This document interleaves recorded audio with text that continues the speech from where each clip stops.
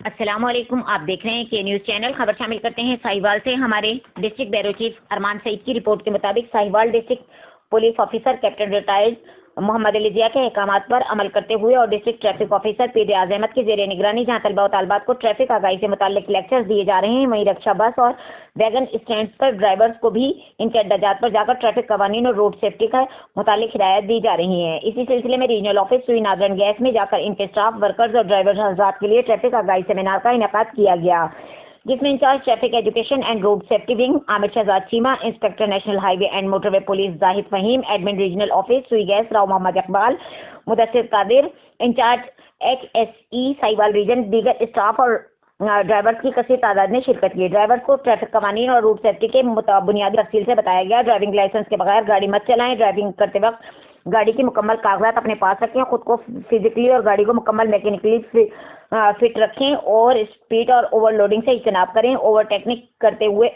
کرتے ہوئے انڈیکیٹر کا استعمال کریں۔ رات کے وقت گاڑی کے ہیڈ لائٹس مدھم رکھیں، لائن اور لین کی پابندی کریں۔ مزید کہا کہ آپ نے ٹریفک قوانین پر عمل کرتے ہوئے حادثات سے بچ کر اپنی جان کی حفاظت کرنی ہے، لہذا اپنی اور دوسروں کی زندگیوں کو حادثات سے محفوظ رکھیں۔ ٹریفک قوانین پر عمل کرتے ہوئے ڈرائیونگ کریں۔ ڈرائیورز کو ٹریفک پولیس ساہیوال کی طرف سے جاری شدہ خصوصی کمپنیز کے بارے میں بھی آگاہ کیا گیا، جس میں بتایا گیا کہ وہ اپنے کم عمر بچوں کو ڈرائیونگ کی اجازت ہرگز نہ دیں اور ایسی ریلوے کراسنگ جہاں پر فاٹک نہ ہو وہاں انتہائی احتیاط کا مظاہرہ کرتے ہوئے دائیں بائیں دیکھتے ہوئے ڈرائیونگ کریں۔